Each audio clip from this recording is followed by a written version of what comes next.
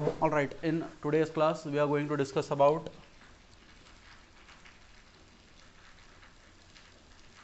Coulomb's law of electrostatics. Coulomb's law of electrostatics. So last time itself I have defined the Coulomb's law. Let me just read it out. According to Coulomb's law, the magnitude of force of attraction or repulsion, between any 2 point charges at rest is directly proportional to the product of magnitude of charges and inversely proportional to the square of the distance between them. What does it say? There are basically 2 point charges, say q1 and q2. Let the distance between them be r.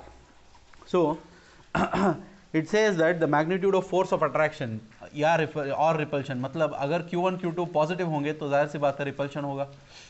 अगर q1 q2 one is positive the other is negative, then it is going to be attraction.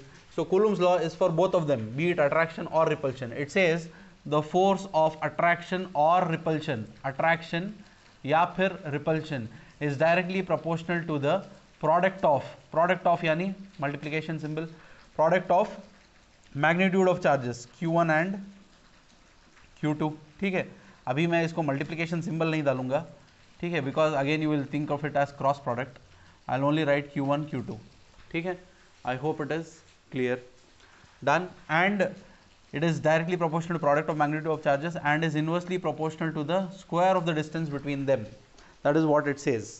Clear? So this is coming from his own experimentations and his own theories. Clear? We don't have the derivation of why Coulomb's law is like this. All we need to understand is the statement. So when you remove that proportionality, we will keep a constant k q1 q2 by r square. Clear? So where k is called electrostatic, it is called electrostatic force constant, or it is also called Coulomb's constant. I hope it is clear till here. Done. Next up, तो हमारा equation क्या बना? F is equal to k q1 q2 by r square. Clear?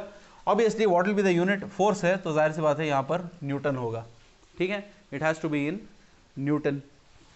I hope it is clear till there. Next we will move on. What are the things on which k depends? K depends on two things. What are those things? The system of units used, system of units, यानी अगर force वगैरह Newton की जगह कोई और unit में डालेंगे तो उसके हिसाब से यूनिट्स के हिसाब से बदलता है. Then the nature of the medium in which the charge is placed. Medium का मतलब ये है, मीडियम का मतलब बहुत ही इंपॉर्टेंट है. ये दो चार्जेस कहाँ पर हैं? क्या वो हवे में है, क्या वो हनी में है, या फिर वाटर में है? In what medium are they? So that medium के हिसाब से के बदलता है. That is what it says. Clear? So I hope it is clear till here. Let me elaborate on what is this k. K is written as a constant called 1 by 4 pi epsilon naught, जहाँ पर epsilon naught is called absolute permittivity of air or vacuum. आप लिख लेना vacuum और space. ठीक है, I repeat so that you can note it down. Epsilon naught is called absolute permittivity of free space और vacuum और air. ठीक है, और इसकी वैल्यू है, आगे समझाऊंगा कि ये है क्या. एप्सिलॉन नॉट की वैल्यू है 8.854 into 10 to the power minus 12. 8.854 into 10 to the power minus 12 coulomb square per newton per metre square आएगा. Now you may be thinking ये सर कैसे आ रहा है? ये इजी है, इस चीज़ को वापस यहाँ सब्स्टिट्यूट करो. ठीक है, जब सब्स्टिट्यूट करोगे ना, I will just show it here. F is equal to 1/4 epsilon naught Q1 Q2 by R square आ गया। एप्सिलॉन नॉट चाहिए, अलग करो उसे, एप्सिलॉन नॉट इधर डालो, F इधर डालो, 1/4 F, ठीक है, Q1 Q2 by R square बनेगा। अभी यूनिट्स लिखो, 4 का कुछ नहीं है, ठीक है, डिनोमिनेटर में F है तो न्यूटन आएगा, आर स्क्वायर है मीटर स्क्वायर आएगा, ऊपर Q1 Q2 दोनों का चार्ज कूलम है, कूलम स्क्वायर आएगा, तो coulomb square per newton per metre square, coulomb square per newton per metre square. I hope you have understood how you are getting that unit for absolute permittivity. Clear? तो ये permittivity है क्या? permittivity, to be honest, how can you define this permittivity? Yeah. So this is like, if I have to tell in your electrical terms, I can say resistance या फिर रुकावट, ठीक है, it can be told as रुकावट, ठीक है। वो कैसे पता चल रहा है? अब इस इक्वेशन में अगर आप देखोगे ये पार्ट, ठीक है, ये वाला हिस्सा, तो इसमें अगर एप्सिलॉन नॉट है, ठीक है, अगर ये वैल्यू बढ़ती है तो फोर्स कम होती है। इसका मतलब इन दोनों के बीच में जो चीज़ होगी, अगर उसकी वैल्यू ज़्यादा होगी तो फोर्स कम होगा। This is like, take two magnets, if you are not understanding still, take two magnets, keep it close to each other in air. Obviously the chances are as soon as you leave one of the magnets, it will come and attract with the other magnet. The two magnets in between, what was it before? It was air. In the second case, keep a glass, fat glass you keep, ठीक है, if you keep a fat glass between the two magnets, now what will happen? As soon as you leave one magnet, it may not attract. Why? Because the glass has become a what do you say, it is providing resistance towards that attractive force, meaning वो glass जो हम बीच में रखेंगे वो एक रुकावट बन रही है उन दोनों मैग्नेट्स को ज्वाइन होने में, ठीक है। वैसे ही ये दोनों चार्जेस के बीच में अगर हवा है तो फिर अट्रैक्ट या रिपल होने के चांसेस ज़्यादा हैं। हवा की जगह पानी या फिर कोई और चीज़ है जिसकी परमिटिविटी ज़्यादा है, तो इसका मतलब ये है कि फोर्स उनके बीच में कम हो जाएगी। तो this thing, to understand this better, what we can do, permittivity में भी ऐसा है कि epsilon m is equal to epsilon naught epsilon r। Let me make you understand of this particular relation, what is it, ठीक है। Epsilon m is called permittivity of medium, कोई भी medium, ठीक है। एप्सिलॉन r लिखा है absolute permittivity of, epsilon naught is absolute permittivity of air, vacuum और space, ठीक है। एप्सिलॉन r क्या है? एप्सिलॉन r है relative permittivity, it is called relative permittivity. अब इस रिलेशन से समझ में ये आया, epsilon r is equal to epsilon m by epsilon naught, ठीक है, ये चीज़ समझ में आई। अभी देखते हैं कि ये तीनों चीज़ें क्या हैं, ठीक है। तो जब पहले केस में ये वाली चीज़ जब हवा में होगी तो आई can right F, force when the two charges are in air, force between the two charges when both the charges are in air, I can write 1/4 epsilon naught Q1 Q2 by r square. This is your first equation, ठीक है। When the two charges are kept in air, I'll write it Fa as 1/4 epsilon naught Q1 Q2 by r square. अगर हवा की जगह कोई और medium में रख देता हूँ, ठीक है, Fm will now be called as 1/4 epsilon m Q1 Q2 by r square। क्या लिखा है यहाँ पे, समझने की कोशिश करें। एयर के लिए एप्सिलॉन नॉट लिखा है because epsilon naught is the permittivity of air, vacuum और free space. Fm, when the two charges are in any medium, I am writing Fm, and I am writing instead of epsilon naught, I am writing epsilon m. That means permittivity of that particular medium, whichever medium you are using. तो उसके हिसाब से epsilon m आएगा। तो जब इन दोनों का ratio निकालोगे Fa बाई Fm, ठीक है, तो 4 पाई Q1 Q2 ये सब चीज़ें कैंसिल होंगी, ठीक है। तो मिलेगा क्या आपको क्या मिलेगा? yes,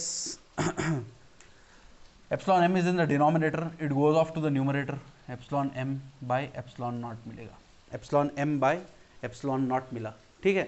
तो ये जो epsilon m by epsilon naught, जिन लोगों को ये समझ में नहीं आया, इसको आप क्लियर से डिवाइड करें, कैंसिल करके फिर रीअरेंज करें, आपको कुछ ऐसा मिलेगा, 1 by epsilon naught by 1 by epsilon m मिलेगा। उसको आप रीअरेंज करें, multiply it in the reciprocal form, you will get epsilon m by epsilon naught, वैसे आया है ये, ठीक है। तो ये जो इक्वेशन है epsilon m by epsilon naught, it is nothing but epsilon r, ठीक है। So I can write this as epsilon r, I can write it as epsilon r. So what is this? Epsilon r is relative permittivity, यानी कोई भी medium की रुकावट हवे के मुकाबले में कैसी है, ठीक है। जैसे मसलन if you are going to buy से if you are going to buy some apples for example, yeah, you tell them you need 1 kg of apples, so he will put in one in this जो वो आपका तो what do you say measuring equipment आता है ना, ठीक है, उसमें एक तरफ he will keep the apples, clear, done. On the other end what will he keep? He will keep a weight of 1 kg, he will keep a weight of 1 kg. तो यहाँ पर इस वेट के मुकाबले एप्पल्स का कितना वजन है, यही यहाँ पर काम कर रहे हैं। मतलब this became the base of measurement, this became the basic source of measurement, ठीक है। इसके मुकाबले में ये कितना है, एक एप्पल ज़्यादा होगा तो नीचे जाएगा, एक एप्पल कम होगा तो ऊपर आएगा। तो कितने एप्पल, समझो 8 एप्पल पे 1 kg बन गया, इसका मतलब 8 apples equivalent to 1 kg, 1 kg becomes the base, ठीक है। उसी तरीके से यहाँ पर रिलेटिव परमिटिविटी का मतलब ये है हवे के मुकाबले उस मीडियम की रुकावट कितनी है, उसी को आप EM is equal to epsilon naught epsilon r लिखेंगे, ठीक है। तो ये वाला रिलेशन बहुत ही इंपॉर्टेंट है। I hope you will learn it. FA by FM is equal to epsilon m by epsilon naught and that is equal to epsilon r। I hope it is clear, ठीक है। तो it can also be defined as the ratio of force experienced between two charges kept in vacuum to the same two charges experiencing the force in any medium. In terms of permittivity, relative permittivity is defined as the ratio of permittivity of medium to the permittivity of free space. I hope these things कुछ हद तक आपको समझ में आ गई हैं, ठीक है। तो I'm done with the SI unit also. I've done it here. ठीक है। डायमेंशन, इसके बाद आपको डायमेंशन लिखना आसान होगा। वो कैसे लिखोगे? डायमेंशन के लिए कूलम का डायमेंशन लिख लोगे पहले। कूलम कहाँ से लाओगे? कूलम का मतलब चार्ज होता है Q, I equals Q by T, I equals Q by T. Q का होता है IT, मतलब कि AT आएगा न्यूमरेटर पे, ये स्क्वायर है तो स्क्वायर आ जाएगा। नीचे न्यूटन का फोर्स का mass into acceleration, mass acceleration is LT-2, याद होने चाहिए फर्स्ट PUC से। मीटर स्क्वायर का मतलब L स्क्वायर, ठीक है। इसको आप सॉल्व करो, आपको एक आंसर मिलेगा। वो आंसर क्या होगा? m⁻⁻1 ऊपर जाएगा m⁻⁻1, l⁻⁻3 आएगा, l⁻⁻3, l square l cube नीचे है तो l⁻⁻3, ठीक है। देन a स्क्वायर, क्योंकि a ऊपर ही है, a स्क्वायर। t का क्या होगा? t स्क्वायर ऊपर, t⁻⁻2 नीचे, कैंसिल नहीं होंगे, t⁻⁻2 ऊपर जाएगा तो t⁻+2 होगा, तो this becomes t⁻4। So your answer, dimensional formula for permittivity is m⁻⁻1, l⁻⁻3, t⁻4, a⁻2। So this is your dimensional formula for absolute permittivity, ठीक है। और एक और चीज़, यहाँ पर आपके प्रॉब्लम्स में क्वेश्चन कैसा पूछा जाता है, ठीक है। प्रॉब्लम्स में समझो क्वेश्चन ऐसा पूछा जाएगा, 2 चार्जेस हैं फला कूलम के, समझो ये 5 कूलम, वो 5 कूलम है। 2 charges are there, 5 micro coulomb, separated by distance of 10 metre, ठीक है। Find the force between the 2 charges when they are kept in air, and find the force between the same 2 charges when they are kept in a medium, when they are kept in a medium of relative permittivity, medium of relative permittivity 5, ठीक है। जब अगर relative permittivity बोलेगा तो फिर ये वाला equation में एप्सिलॉन m उठा देंगे। पहले केस के लिए एयर बोलता है, पहला इक्वेशन यूज कर लेंगे। सेकेंड टाइम जब मीडियम बोल रहा है तो वहाँ पर मीडियम का सब्स्टिट्यूशन तो करोगे, सेम फॉर्मूला डालोगे, एप्सिलॉन m की जगह पर अब उसने डायरेक्टली एप्सिलॉन आर दिया है, तो इसका मतलब एप्सिलॉन एम की जगह एप्सिलॉन नॉट एप्सिलॉन आर लिख सकते हैं। तो epsilon naught into epsilon r, दो चीज़ें यहाँ पर होनी चाहिए, ठीक है। I hope this is clear. या फिर एप्सिलॉन आर अगर दे देता है तो फिर इसका आंसर पहचानने के बाद divided by epsilon r, divide the given found out answer with epsilon r, you will get epsilon force in that particular medium. I hope a few topics about refractive sorry, I am too much into light optics, yeah, ray optics, that I am again telling refractive index. I hope you are clear with what is permittivity, ठीक है। और Coulomb's law, permittivity का मतलब क्या है? permittivity ऐसा है जैसे आप as I told, between two magnets, if you have a what, if you have a glass, that glass behaves like a resistance to that particular two magnets. Similarly, उसी तरीके से जो भी मीडियम होता है वो एक रुकावट बनता है, ठीक है। Next, let us dictate a few characteristics of electrostatic force और कूलम्स फोर्स। फोर्स के बारे में चंद कैरेक्टरिस्टिक्स हम सीखेंगे, बहुत ही सिंपल है। Once you look at this, अच्छा, one more important thing I didn't tell, ये जो भी हमने किया ना, ठीक है, this can be compared to gravitational force. Yes, when you have two masses m1 and m2 separated by a distance r, ठीक है, separated by a distance r square, नहीं r, sorry, ठीक है। So the force of gravitation, gravitational force, attraction या repulsion, in mass there is only attraction, so gravitational force, ठीक है, let me put it as Fg because Fa already है, ठीक है। gravitational force between any two masses is directly proportional to the product of the two masses. magnitude नहीं बोलना चाहिए यहाँ पे क्योंकि मास हमेशा पॉजिटिव होता है। product of two masses and inversely proportional to the square of the distance between them. उसके बाद Fg is equal to, proportionality निकालोगे, g m1 m2 by r square. This comes from your first PUC and also 8th standard, correct? In this, what is G? Gravitational constant, universal gravitational constant, m1 m2 masses, r is the distance between them, ठीक है।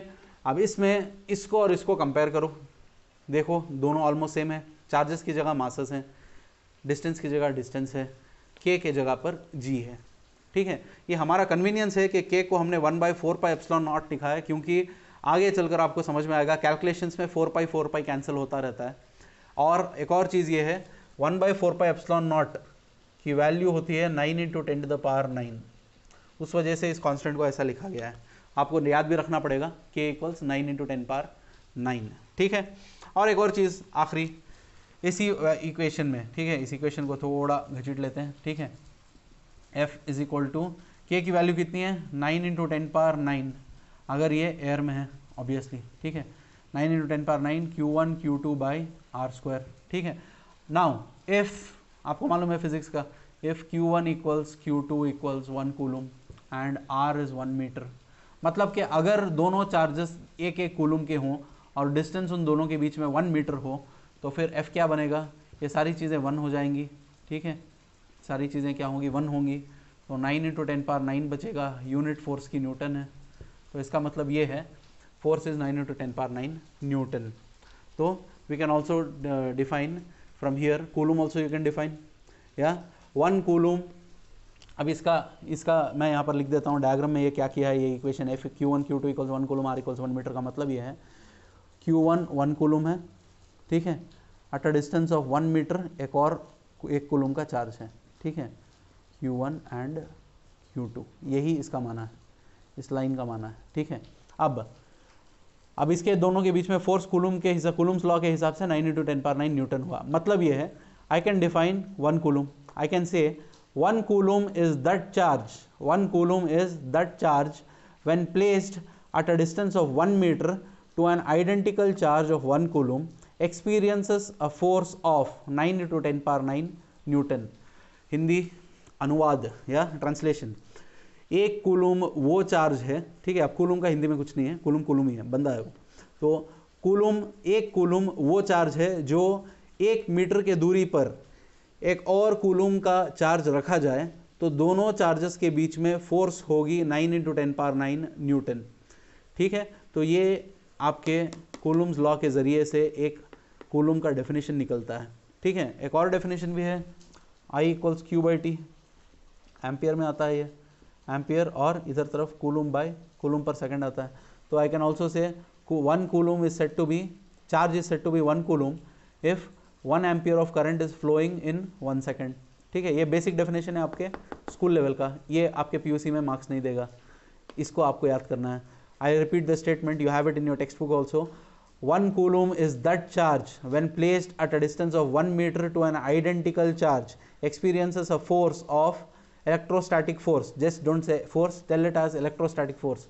Experiences an electrostatic force of 9 × 10⁹ Newton. हाँ, क्योंकि identical बोल दिया है तो बोल भी सकते हो इलेक्ट्रोस्टैटिक फोर्स ऑफ रिपल्शन, क्योंकि दोनों चार्जेस पॉजिटिव लिए हैं हम लोगों ने। आई होप दिस इज क्लियर। ठीक है, एंड अच्छा, कैरेक्टरिस्टिक्स में थोड़ा पढ़ लेते हैं, क्या है वो। इलेक्ट्रोस्टैटिक फोर्स और Coulomb's force between two charges is a central force, that is it acts along the line joining the centre of the particles और बॉडीज। मतलब क्या है, अब देखो ये मासेस, इन दोनों पर जब फोर्स होगी तो फोर्स ऑफ अट्रैक्शन होगा, अट्रैक्शन जो है line joining the two masses होगा। उसी तरीके से चार्जेस में भी जब, अब अच्छा, अब ये दो चार्जेस की जगह समझ नहीं आ रहा है तो दो मैग्नेट्स रख लो। मैग्नेट्स में से एक मैग्नेट को छोड़ेंगे, समझो दोनों का नॉर्थ पोल मैंने फेस किया है, नॉर्थ नॉर्थ। ठीक है, अब ये मैग्नेट दूर भागेगा, कैसे भागेगा, ऐसे तो नहीं भागेगा, ना ही ऐसे भागेगा, इसी डायरेक्शन में भागेगा। क्यों? क्योंकि line joining the centre of the two charges, line joining the centre of the two magnets. उसी तरीके से ये आपके वो क्या बोलते हैं, मैग्नेट क्यूब्स, अंडा कुछ बोलते थे उसे, वो एक मैग्नेट का एक खिलौना मिलता था, 2 क्यूब्स मिलते थे। ठीक है, क्यूब्स नहीं मतलब समवॉट ओवल शेप, वो दोनों को रख के आप देखो, वो हमेशा दूर भागेगा, एक ही लाइन, एक ही डायरेक्शन में भागेगा, कभी भी कोई और डायरेक्शन में नहीं भागेगा। In only in one direction it will go, that direction is the line joining the centers. That is what he is telling that it is a central force. Let us move on to the next point. Electrostatic force between two charges is spherically symmetric as it is a function of r. Spherically symmetric का मतलब ये है ये वाला point actually आपको जब मैं electrostatic field line समझाऊंगा वहाँ समझ में आएगा। अब के लिए समझने के लिए to charges is spherically symmetric, मतलब इस चार्ज को फिक्स कर दो, इस चार्ज को यहाँ पर रखा है, फिर इसको, ये रेडियस समझो 5 सेंटीमीटर है, फिर यहाँ से 5 सेंटीमीटर पर रखो चार्ज को हटा के, वही फोर्स एक्सपीरियंस होगी। यहाँ पर भी 5 सेंटीमीटर पर रखो, वही फोर्स एक्सपीरियंस होगी। नीचे भी 5 सेंटीमीटर पर रख लो चार्ज से, सेम फोर्स एक्सपीरियंस होगी। मतलब ये है सर्कुलर वे में इलेक्ट्रिक फोर्स काम करती है। Next, electrostatic force between two charges obeys inverse square law. This is very important. Force is inversely proportional to 1/r², gravitational force is inversely proportional to 1/r²। ये जब भी कोई भी एक force inversely proportional to the square of distance between them होता है तो उसको हम बोलते हैं it follows inverse square law. The common point between gravitation and central and the Coulomb's electrostatic force is that they both obey inverse square law. I hope it is clear. Next point, electrostatic force between two charges may be attractive or repulsive. ये तो आप जानते हो, क्योंकि charge positive या negative हो सकता है, तो like charges ripple, unlike charges attract. तो क्या था नाम उसका, कैवेंडिश लॉ था, तो उसके हिसाब से अट्रैक्टिव या रिपल्सिव होगा।